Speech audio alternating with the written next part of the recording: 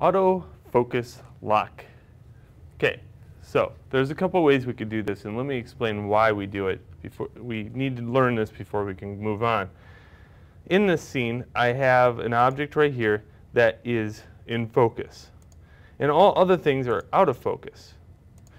But usually on a camera, the autofocus area is right about in here when you go to take the shot. So I moved that autofocus area over to the corner. How did I do that? And why did I do that? How did I do it is a series of switches and stuff and tricks. Why I do it is because I've now moved the area of interest over to the corner of the scene, and your eye flows right to it.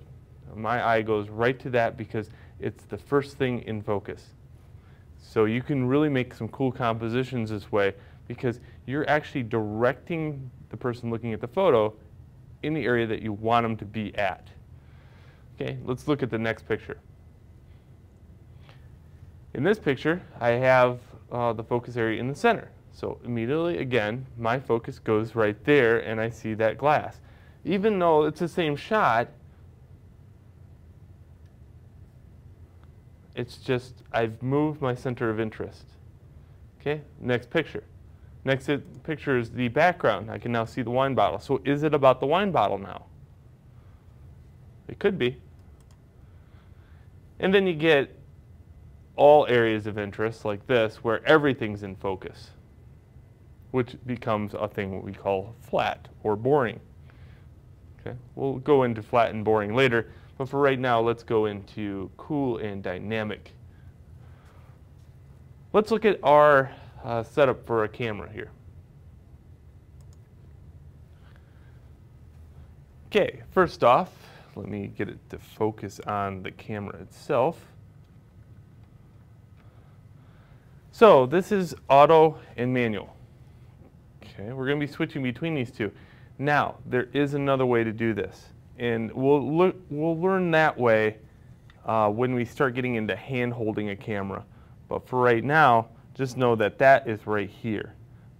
So if I went to go take a shot and then have it focus in automatically, I can hold this and then move it around and it would stay focused on the thing that I initially focused in on.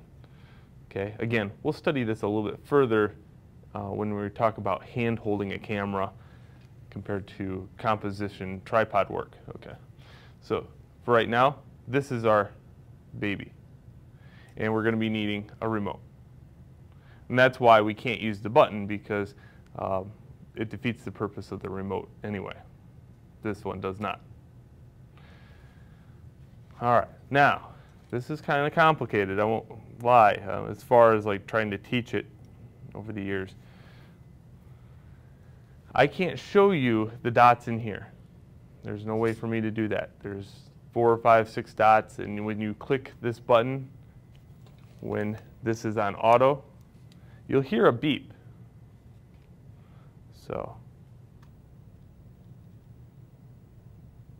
depending if I can get something in the scene. Hear the beep? That beep indicates that I am focused on something. And then the red dots indicate where that focus might be.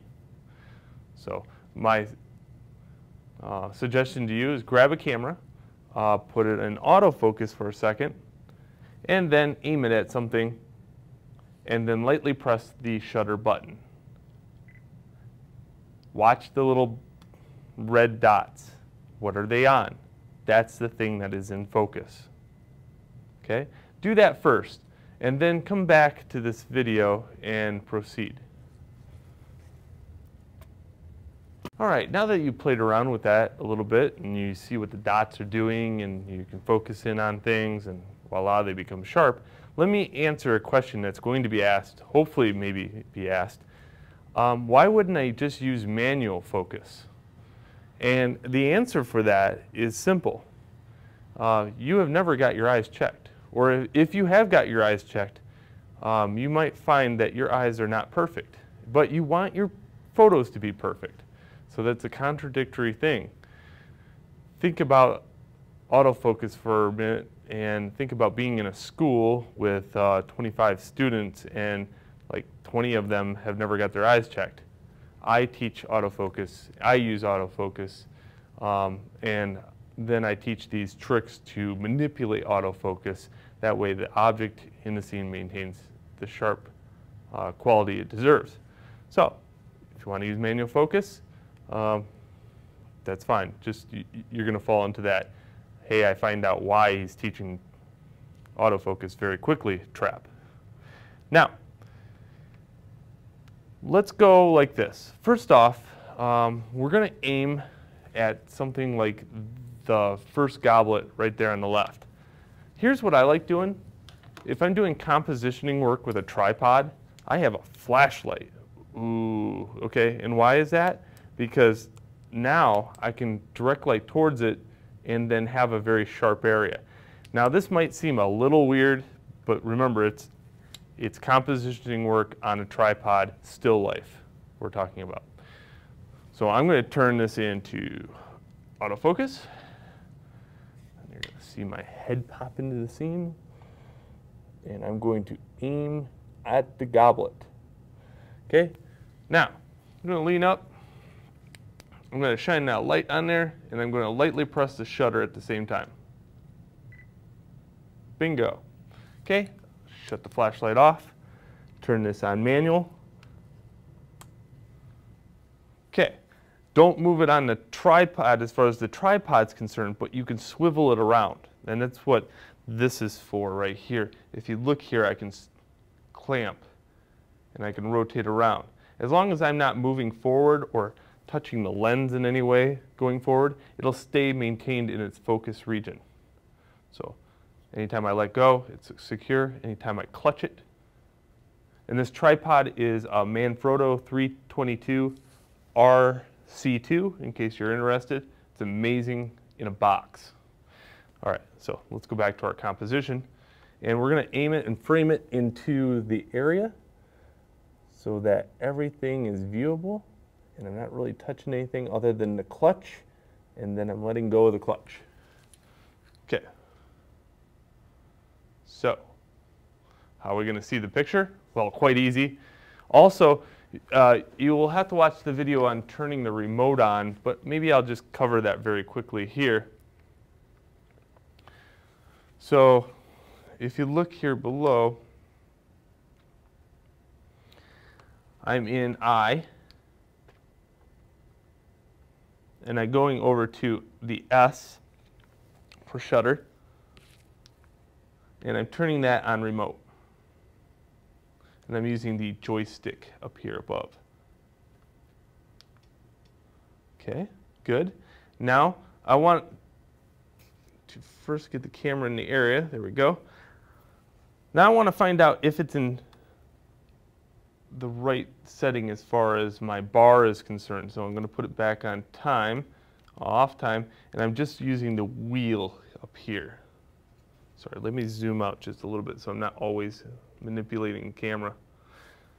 All right, so there we go. So I'm going like this, and I'm going to say to the camera, hey, I only want one thing in focus, so that means my aperture needs to be at the lowest number, which is what?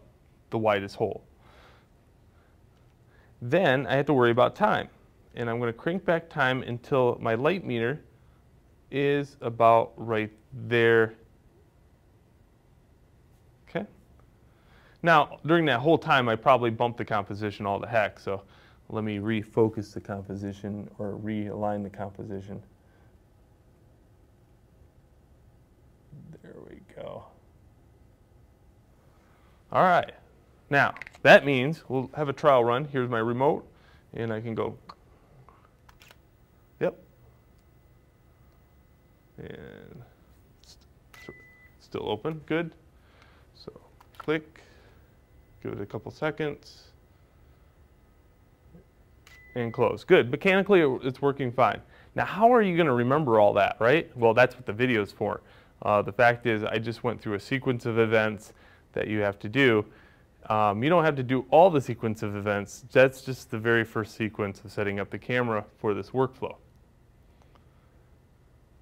So now that we have our workflow down pat, we know where area of focus is, let's look at the picture.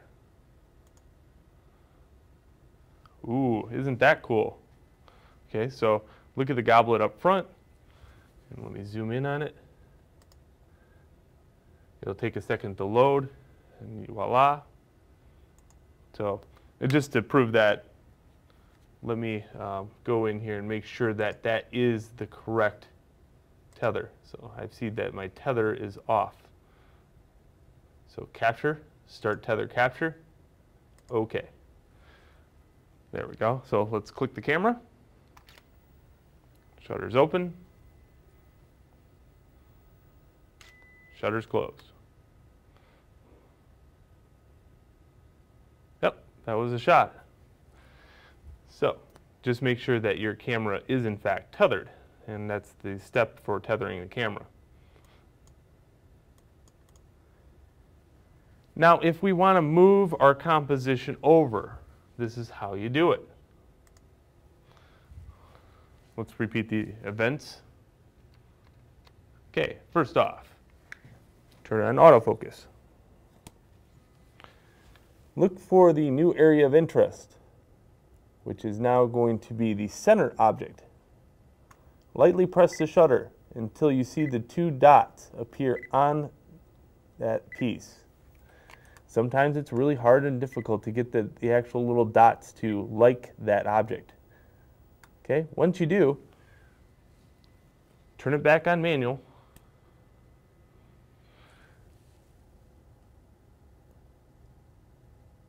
Adjust your composition.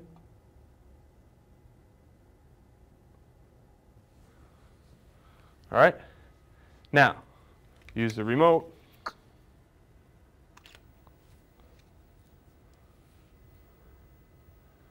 Hop into Lightroom, see what you got. Voila, the centermost object is the sharpest, and all others are blurry. Now that you have the power of moving your focal region around, I will explain your assignment in the next video.